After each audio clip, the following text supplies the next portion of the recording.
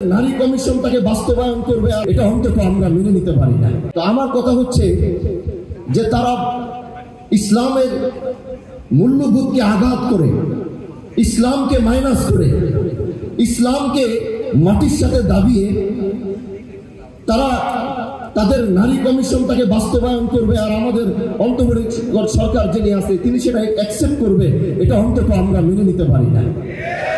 তো আমাদের কথা হচ্ছে, আমি ডক্টর ইউনূস সাহেবকে বলতে চাই যে আপনার কাছে আপনার এটা মনে রাখতে হবে, এদেশের মানুষ আপনাকে যেভাবে সম্মানের আসনে বসিয়েছে, কারণ তারা দেখছে আপনি আপনার দায়িত্ব পালন করছেন, তারা দেখছে আপনি দেশের জন্য ভালো কাজ করছেন।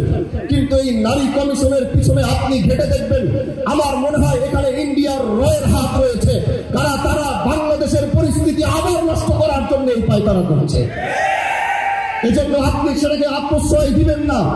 যারা আপনাকে যেভাবে ক্ষমতায় বসিয়েছে, ইসলাম এদেশে মাথা উঁচু করে বেঁচে আছে, ভারতবর্ষে ইসলাম মাথা উঁচু করে বেঁচে থাকবে।